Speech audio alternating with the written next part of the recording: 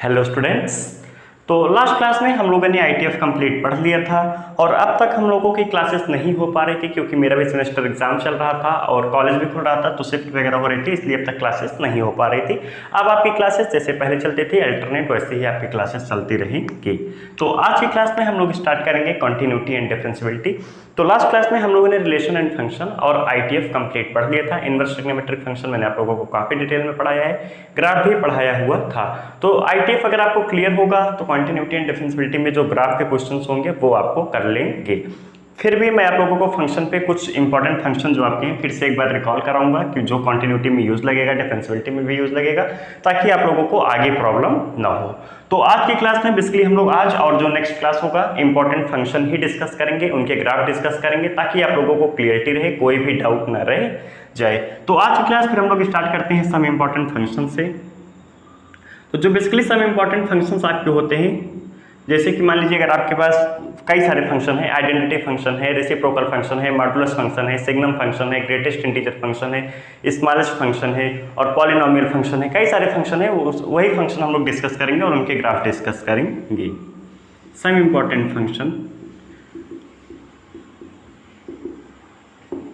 सम important function basically हम लोग जो फंक्शन डिस्कस करेंगे 8-9 फंक्शन है, वही हम लोग को डिस्कस करना है। तो ये 8 आपके कुछ इंपॉर्टेंट फंक्शंस हैं: constant function, identity function, modulus function, reciprocal function, signum function, square root function, greatest integer function और स्मॉलेस्ट इंटीजर फंक्शन।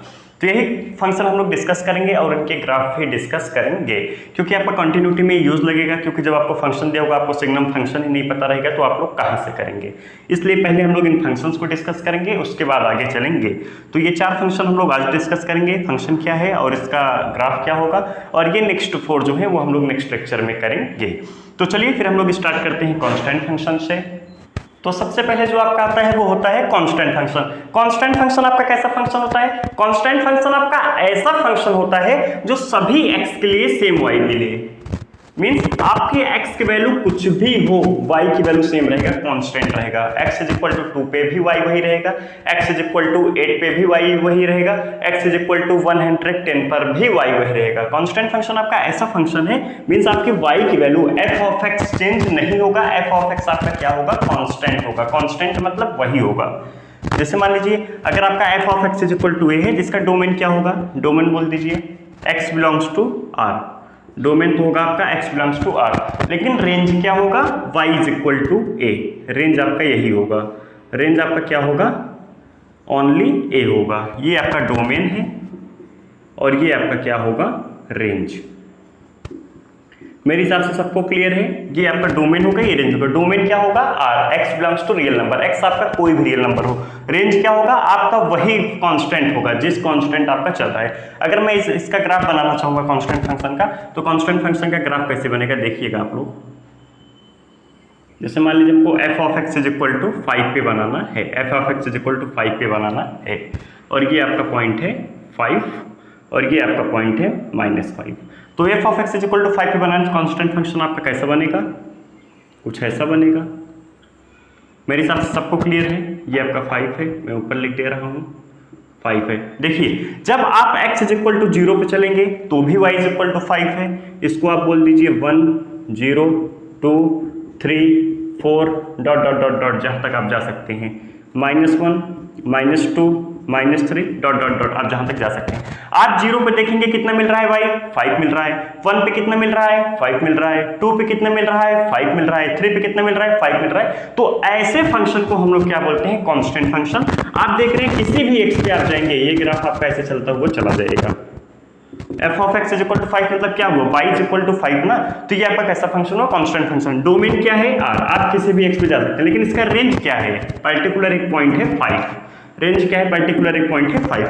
तो वही लिखा हुआ है, डोमेन आपका r होगा, रेंज आपका क्या होगा? वही पॉइंट होगा जो आपका कांस्टेंट है। तो मेरे हिसाब से कांस्टेंट फंक्शन सबको क्लियर है। f of x is equal to a for all x belongs to a r, sorry for all x belongs to r। ये आपका एग्जांपल है, आप लोग इसमें मत लिख लीजिएगा, ग्राफ बना लीजिएगा। ए आपका क्या है? कांस्टेंट। लिखना हो तो आगे लिख लीजिएगा ए इज एनी कांस्टेंट। तो मेरे हिसाब से कांस्टेंट फंक्शन सबको क्लियर है। अब इसके बाद जो नेक्स्ट फंक्शन आता है, सेकंड फंक्शन, अब हम लोग डिस्कस करेंगे आइडेंटिटी फंक्शन। ग्राफ आप लोग बना लीजिएगा, आप लोग कुछ और भी बना सकते हैं। मान लीजिए -5 होता तो आप क्या करते, स्ट्रेट लाइन खींच देते -5 पे। तो कांस्टेंट फंक्शन बहुत सिंपल फंक्शन है, सबको पता है, एक बार मैं रिकॉल करा दे रहा हूँ। सिर्फ डोमेन देख लीजिए, रेंज देख लीजिए, ग्राफ देख लीजिए और डेफिनेशन आप लोग देख लीजिए। चलिए अब हम लोग नेक्स्ट फंक्शन डिस्कस करते हैं, आइडेंटिटी फंक्शन।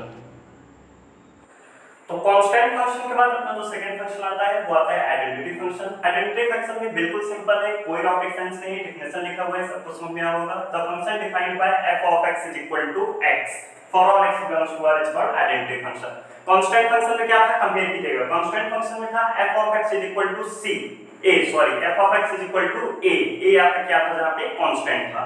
आइडेंटिटी फंक्शन में क्या है, f of x is equal to x, f of x आपका क्या होता है y, means y is equal to x, जो आपका x का वैल्यू है वही आपका f of x भी होना चाहिए।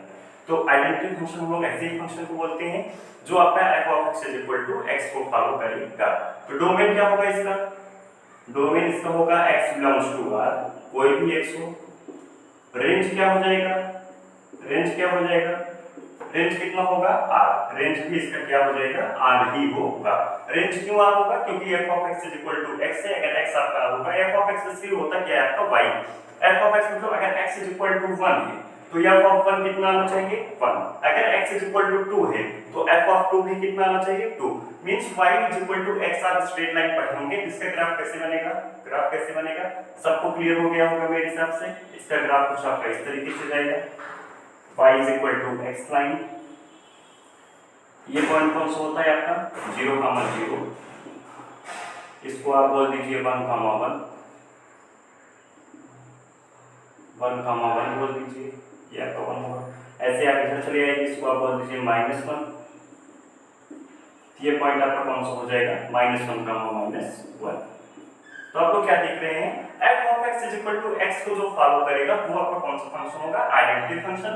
डोमेन कितना होगा x belongs to R, range कितना होगा R, और ग्राफ क्या है y is equal to x line, ये आपका x एक्सिस है बोल दीजिएगा और ये आपका y एक्सिस बोल दीजिएगा। मेरे हिसाब से सबको क्लियर है, कोई रॉकेट साइंस नहीं, बिल्कुल सिंपल है। तो पहला हम लोगों ने पढ़ा कांस्टेंट फंक्शन जो कि बिल्कुल क्लियर था, f of x is equal to a, ये जहां पे आपका क्या होगा कोई भी कांस्टेंट होगा। दूसरा क्या है identity function, f of x is equal to x, identity मतलब जो x हो वही y भी हो आपका। जैसे आप यहाँ पे देखिए जो x है वही y भी है, जो x है वही y है, जो x है वही y है। तो ऐसे फंक्शन को हम लोग बोलते हैं आइडेंटिटी फंक्शन। ये था आपका सेकंड फंक्शन, आप लोग इसको लिखिए। अब हम लोग थर्ड फंक्शन पढ़ेंगे, रेसिप्रोकल फंक्शन। चलिए, तो हम लोगों ने पहला कांस्टेंट फंक्शन पढ़ा, दूसरा आइडेंटिटी फंक्शन। अब हम लोग डिस्कस करेंगे तीसरा रेसिप्रोकल फंक्शन। रेसिप्रोकल फंक्शन कैसा होता है, नाम से ही पता है, जो f of x is equal to 1/x को फॉलो करे वो आपका क्या होगा reciprocal function. Means f of 1 कितना आना चाहिए 1, f of 2 कितना आना चाहिए 1/2, f of 3 कितना आना चाहिए 1/3। Means x is equal to 3 यहां भी पुट करिए, x is equal to 3 यहां भी पुट कीजिए, वही आपका क्या होता है रेसिप्रोकल फंक्शन, जो इसको फॉलो करे। f of x is equal to 1/x। अच्छा, अगर आपको 1/x है जिसका डोमेन क्या होगा, डोमेन क्या होगा x belongs to R except x belongs to R except x is equal to 0। ऐसा मैं क्यों बोल रहा हूं, अगर आपका x is equal to 0 होगा तो ये फंक्शन नॉट डिफाइंड हो जाएगा। ध्यान सोचिएगा, f of x is equal to 1/x है आपका, अगर x is equal to 0 हो जाएगा तो फंक्शन आपका नॉट डिफाइंड होगा। मींस इसका डोमेन क्या होगा, इसका जो डोमेन होगा वो क्या होगा R-0, R-0 डोमेन नहीं होगा। मेरे हिसाब से सबको क्लियर है। अगर आप इसको ऐसे लिखते हैं f of x is equal to 1/x है, x is equal to 1/f of x, तो रेंज क्या होगा f of x भी 0 नहीं होना चाहिए, तो रेंज भी कितना हो जाएगा आपका R-0। मेरे हिसाब से सबको क्लियर है। रेसिप्रोकल फंक्शन लोग कैसे फंक्शन को बोलेंगे, f of x is equal to 1/x को जो फॉलो करेगा वो क्या होगा रेसिप्रोकल फंक्शन होगा।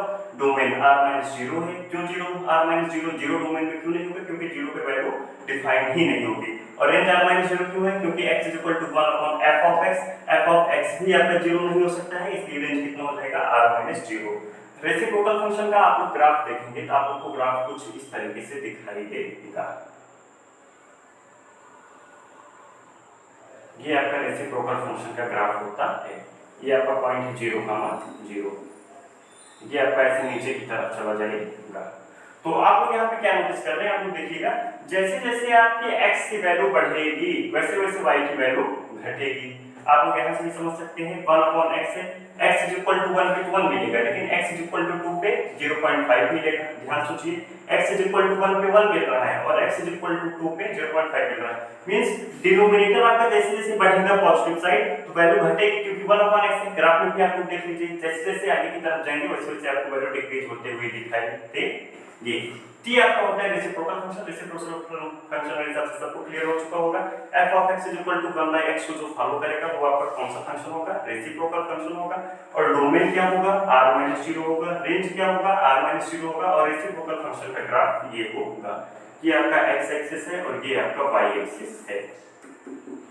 तो अब तक हम लोगों ने तीन फंक्शन पढ़ लिया, constant function, identity function, reciprocal function. अभी हम लोग एक फंक्शन और डिस्कस करेंगे आज, मॉडुलस फंक्शन। फिर उसके बाद लेक्चर को हम लोग खत्म करेंगे। जिनको फिर भी डाउट हो जाएगा, कहीं भी कुछ भी डोमेन या रेंज जहां नहीं समझ आएगा, ग्राफ कुछ भी डाउट होगा तो आप लोग कमेंट बॉक्स में पूछ सकते हैं।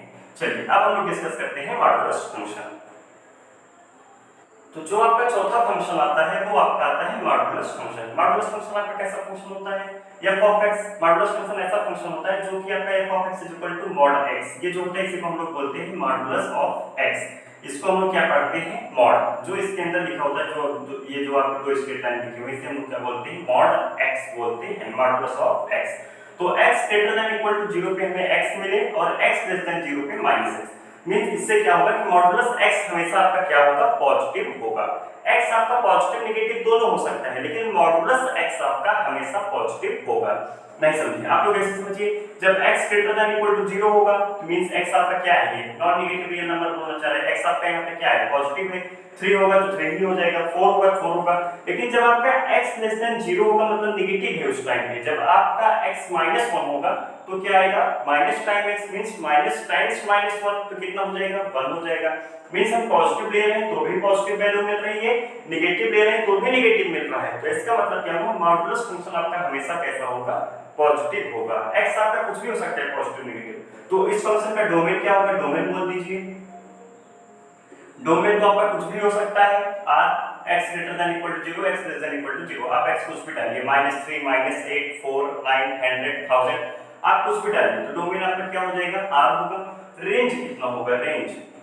रेंज सोच के बोलिए आप लोग, रेंज क्या होगा? मॉडुलस x तो हमेशा पॉजिटिव है आपका, sorry non negative real number है। पॉजिटिव कहने का मतलब है कि 0 की आप लेंगे नॉन नेगेटिव रियल नंबर, तो रेंज कितना हो जाएगा? Non negative real number. Means range आपका कितना होगा? > 0। मैं लिख दे रहा हूं non negative real number. Non negative real number मैं इसलिए बोल रहा हूं क्योंकि इसमें 0 भी आ जाएगा। अगर पॉजिटिव बोलोगे तो इसमें 0 नहीं आएगा। नॉन नेगेटिव रियल नंबर बोलने का मतलब यही है कि 0 आपका लिया जाएगा। तो रेंज कितना होगा? Non negative real number. Non negative real number आपका क्या हो जाएगा? रेंज हो जाएगा। तो ये होता है आपका मॉडुलस फंक्शन। हाँ, अगर इसके ग्राफ की बात करें तो मॉडुलस फंक्शन के ग्राफ आपका कुछ इस तरीके से होता है, देख लीजिए। अगर मॉडुलस फंक्शन के ग्राफ की बात करेंगे हम लोग तो आपका ग्राफ कुछ इस तरीके से होता है। ये पॉइंट कौन सा होता है? 0, 0। ये आपका है x एक्सिस और ये आपका है y एक्सिस। तो आप देख रहे हैं कि x पॉजिटिव है तो भी y पॉजिटिव मिल रहा है आपको। अगर x नेगेटिव है तो भी आपको y कैसा मिल रहा है? पॉजिटिव ही मिल रहा है। आप लोग यहाँ से भी देख सकते हैं रेंज कितना आ रहा है। इस पॉइंट से लेके आपका ऐसे कवर करता हुआ ये चला जाएगा इधर और ये आपका इधर चला जाएगा। मींस देख रहे हैं नेगेटिव आपका ये रियल पार्ट, नेगेटिव y आपका कवर नहीं हो रहा है। तो x मिनिमम वैल्यू कितना होगा मॉडुलस का? 0 और मैक्सिमम कितना होगा? इनफाइनाइट तक जाएगा। डोमेन आप कुछ भी ले लीजिए, आप ऐसे चलाते रहिए x y, आपके पास जितना टाइम हो बढ़ाते रहिए, आप सुबह से लेकर शाम तक आपका ये फंक्शन बनता रहेगा। तो मॉडुलस फंक्शन आप लोग पहले भी पढ़ चुके हैं, मैं फिर से बता रहा हूँ। फंक्शन में बताया हूँ रिलेशन एंड फंक्शन में, एक बार मैं आपको रिकॉल करा दे रहा हूँ। मॉडुलस फंक्शन ऐसा फंक्शन होता है जो कि f of x = mod x, x > 0 के लिए x खुलता है और x < 0 के लिए -x खुलता है। मींस अगर मैं आपसे अभी पूछूं यहाँ पे f of 2 कितना होगा? f of 2 तो 2 होगा। f of -2 कितना होगा? ये भी आपका 2 ही होगा। आप इसमें से चेक कर सकते हैं। जब 2 होगा तो आप इसमें रखेंगे, -2 होगा तो आप इसमें पुट करेंगे, आपको वही मिलेगा। मींस कहने का मतलब ये है मॉडुलस फंक्शन आपका हमेशा कैसा होता है? पॉजिटिव होता है। तो ये इसका डोमेन r होगा। रेंज क्या होगा? Non negative real number. Non negative मतलब इसमें 0 भी इंक्लूडेड है। पॉजिटिव बोलता तो 0 नहीं होता, नॉन नेगेटिव बोल रहा हूं तो 0 इंक्लूडेड है। और आपका ग्राफ ये है। तो ये था आपका मॉडुलस फंक्शन। तो आज हम लोगों ने चार फंक्शन डिस्कस किए। सबसे पहले हम लोगों ने कांस्टेंट फंक्शन डिस्कस किया, उसके बाद आइडेंटिटी फंक्शन, उसके बाद हम लोगों ने रेसिप्रोकल फंक्शन और मॉडुलस फंक्शन भी डिस्कस कर लिया। तो चार फंक्शन हम लोगों ने काफी डिटेल में पढ़ा, डोमेन भी देखा, रेंज भी देखा और ग्राफ भी देखा। बाकी जो आपके नेक्स्ट चार फंक्शन से 4 फंक्शंस बचे हुए हैं वो हम लोग नेक्स्ट क्लास में डिस्कस करेंगे काफी डिटेल में, डोमेन, रेंज, उनके भी ग्राफ डिस्कस करेंगे। तो जिनको फिर भी कुछ भी डाउट रह गया हो तो आप लोग कमेंट बॉक्स में पूछ सकते हैं। बाकी अब हम लोग मिलते हैं नेक्स्ट क्लास में। Okay, thank you class.